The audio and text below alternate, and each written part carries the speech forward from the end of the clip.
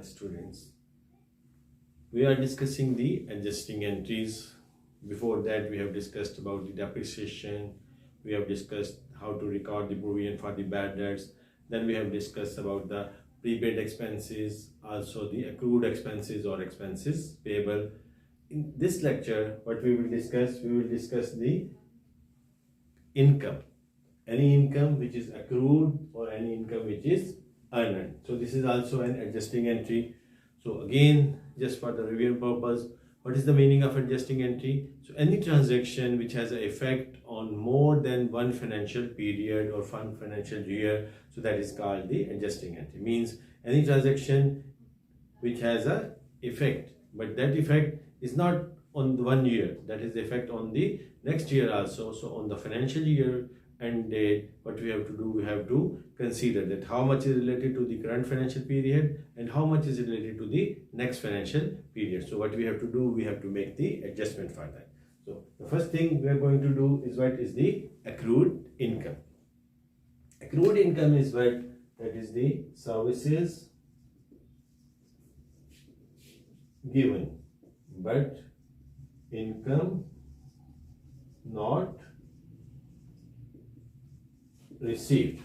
Means any services the business is given, so that is the revenue for the business, but what is happening, the year is ending but still they have not received the income from the customer. Why? Because as per the agreement or due to any other reason, unable to pay, the customer is unable to pay, they will pay in the next month, but they have done what? They have given the services are rendered to the customer, but still the money is not received by the business. It is not received by, because still the customer has not paid. For example, you have a business, you are giving the services to the different companies, or you are giving the like a rental service, or you are giving some other service. So that service you have given, let's say service is given in the month of the November or December, but the money you will receive in the next financial year. As we have already discussed, that we are considering the financial year is ending on which date? On 31st December, and any assumed year like a 2020. So let's say the service you have given to the customer, and the value of that customer that the service is given is, let's say, $500 service to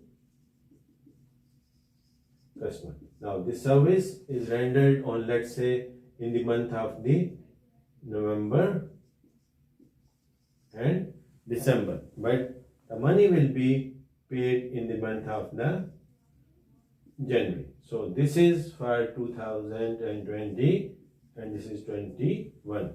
So the service is given or service is rendered on which year? 2020, but the amount that you will receive the money, that will be in the next year. So service is for how much? $500.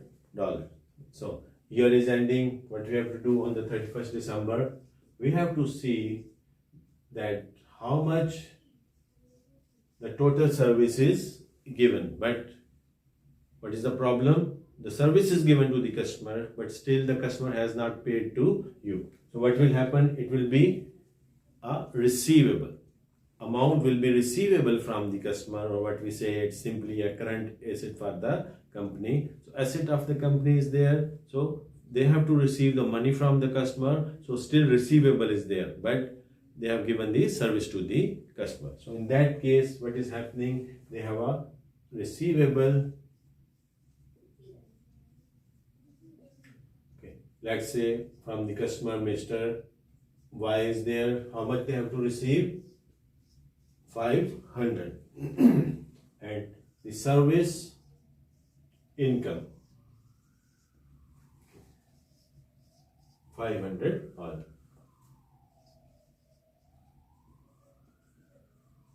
Service rendered but not received. So they have rendered the service to the customer. Let's say it is some like a workshop is there or some other service shop is there. So the customer has received the service but still not paid to the business. So in that case, So it is a receivable. Service income is there because you have given the service in this year 2020, so it is the income for this year but still not received, so it is again the receivable for the business. And the money that will be received in which date? Let's say you will receive on the 15th of the next month. So when you receive the money, let's say on the 15th January 2021, so what you will receive? You will receive the cash or the money in the bank, that will be debit. And here it was receivable. So receivable from Mr. Y is there. So how much? $500. So amount received. So if you see here again, this is adjusting entry. And adjusting entry means what? It has an effect on at least 2 financial years. So first, it is the income for 2020, but the money you are receiving in 2021, so it means it has an effect on 2 years, year 2020 and 21. So this is an adjusting entry. So when there is a December financial year is ending, when the year is ending, so what we have? We have 2 things here. First of all, it is the income. The income for which year? Income for 2020. Now income, so it means it will be written in the revenue, and the revenue written in the profit and loss account, or what we say in the income statement. So in the income statement, this revenue will be written. So because you have earned the revenue, but still what happened? You have not received the money. So it is what? This is the money that you have not received, but you have given the service. So the income for the current year, the earned income is there, but still not received. And the second effect, so this is what? This is the receivable.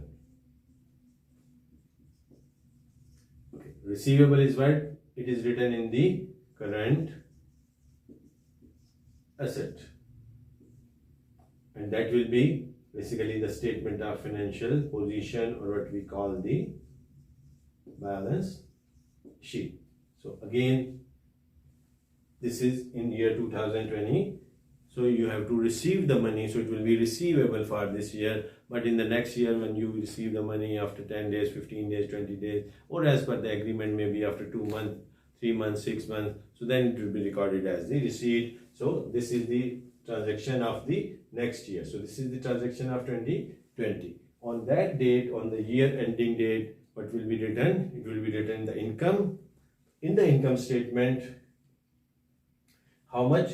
That will be $500. But it is not yet received. You have earned the income, but you have not received the income. You have given the service to the customer, you have earned it, but yet not received. That's why it is the income, but it is still receivable. So the $500 in the balance sheet as an current asset is there, okay, as the receivable from the customer, which has a 2 effect. One effect on the income statement or profit and loss account as a income which is earned but still not received. So the income or the revenue for this year. But again, in the statement of financial position, where we have the current asset is there, and the current assets $500 we have to receive from the customer. So that will be in the statement of financial position or balance sheet as an receivable.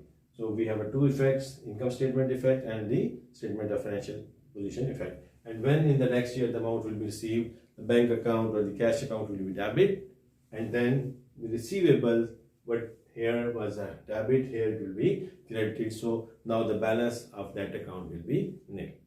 So this is how we are recording the accrued income. Any accrued income is what? When you have given the service, you have rendered the service, you have earned the income but still not received. So this is the concept of the accrued income. In the next concept, we will discuss the unearned income. Thank you.